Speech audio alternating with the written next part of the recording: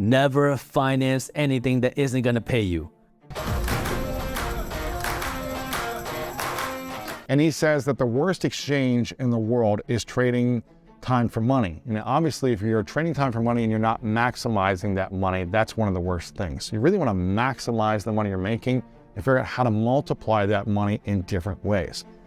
You might be making a lot of money currently, which is great, but if you want to build long-term wealth, then you need to make sure you're generating passive income with that money that you're making, or at least moving towards it, and that's the key. I want you moving toward this.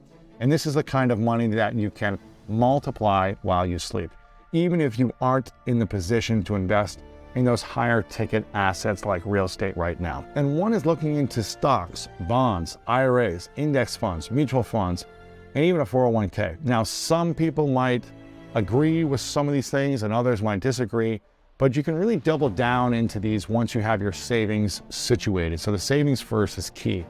These don't require a huge amount of money upfront, and they compound over time. So the amount you put into these places can be $100 or $10,000, or whatever you can afford right now. So just like savings, the most important thing to remember when trying to make your money multiply is to be consistent. That's the key. And this point comes down to reducing the level of risk in your investment. You've heard it a lot when people talk about the stock market in playing the long game versus the short game. Now, if you're an entrepreneur, this can be a tricky one. As entrepreneurs, you've got to be willing to take risks. When it comes to building long-term wealth, we need to approach money differently. And this brings us to another important point when it comes to reducing risk, and that is diversifying your portfolio.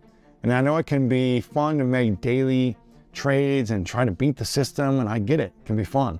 But the reality is some of the world's largest firms spend hundreds of millions of dollars on market research.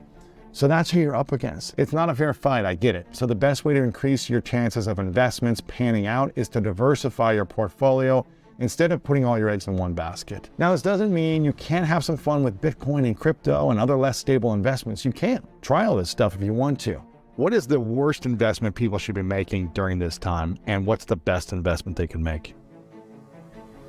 In my life, when I have become desperate, right after that's when I become stupid.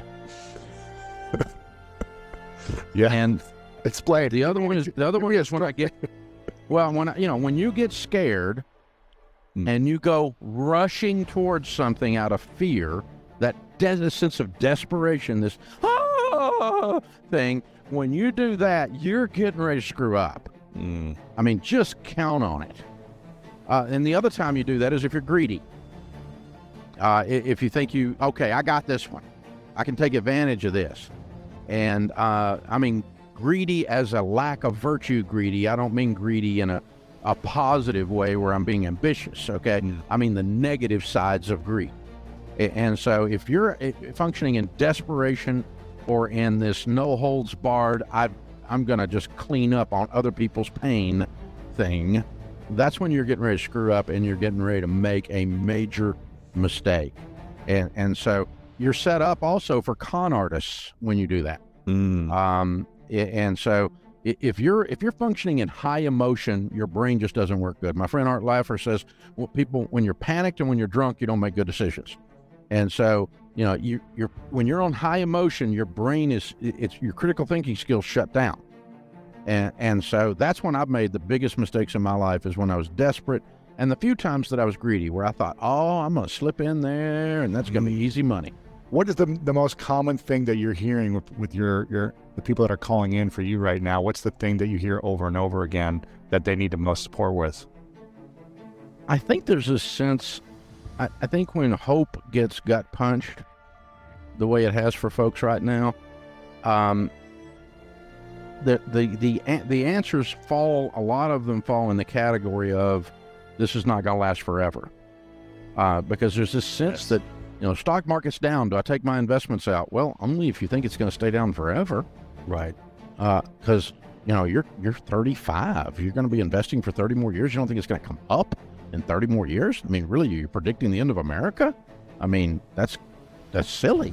But your emotions tell you lies when they're based in fear and when they're based in anger.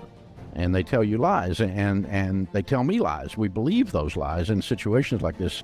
What are some things people should be looking for in terms of the right people or the right products or companies to say, okay, and how to position and package themselves to make a partnership equity deal? What should they be looking for, and how can they position and package the way you did? It is so ridiculous. It is so stupid what people are doing today. I'm going to start a new beauty salon. I'm going to start a new masseuse place. I'm going to start a new cosmetologist house. I'm going to start you got a new idea. Nobody needs it. Why don't you just go, 2/3 of all the businesses in America break even or lose money. So what I'm hearing you say, Grant, is a lot of people have the dream of wanting to start and launch a business, but what I'm hearing you say is it's probably a lot smarter to go find a failing business or a business that's breaking even, jump in, add value, and see if you can 10x that. Dude, that's how you get on planes. That's how you go to the hospital. You need emergency care. You don't build a hospital. You just go to the hospital. You want food, you go to Whole Foods. You want gas, you go to the gas station. It's no different in business. It's called a going concern for a reason. Find a going concern that's got a brand, go in. That's what I did. I just went in and added value. Once I added value, actually we end up splitting off another business out of that. So out of that relationship, your first question was, hey, who are you looking for? I'm looking for contacts that can actually become contracts. I'm looking for specific relationships. They have to have money, they have to have credibility, they have to have credit lines. What could I be doing with my money so that it earns me more? What would you suggest? Every one of us needs to be an investor. Doesn't matter how we make the money. What would be that sign that someone would be successful? Someone who has who has the obsession to learn. If I want to look at someone who's 21 years old, if they, wherever they want to be, if they have that obsession to learn and execute. The action takers are money makers, right? That I would say you could see it in his or her eyes that they're action takers. Not like, oh, making excuses. I don't know. I'm not ready. Timing is not right. I'm not good enough. And no, they just execute. So what do we need to know about debt then? How do people get comfortable understanding about debt, either using it in the right ways and eliminating the debts that don't support our financial growth? Yeah, so the first thing is never finance anything that isn't going to pay you. Okay, so Give me an example. Gucci, your vacations, your car, stop financing these things that aren't paying you. And people are going to get upset when I say your car, because they're going to say, wait, how am I supposed to buy a car without a car payment? Don't buy a $100,000 Don't car buy a unless you got the money in the bank to buy it. And plus more. Buy a used car for $6,000. Exactly. Go buy a used car, good working condition car with cash. Ride it for 10 years. Exactly. And so, you have to just first understand what it is that's worth spending money on and what's not. And then, if you do have that debt, you've got to come up with a strategy to pay it down as fast as possible. First thing you can do, if you have a lot of credit card debt, call up the companies. See if they're going to be willing to just give you a lower amount. See if they're willing to work with you. Say, look, I got $10,000 worth of debt. I'm never going to pay this off. It's not going to happen. How about you work with me and give me $5,000 and I will work to pay that off. Right? You start to work with them, see if you can do something.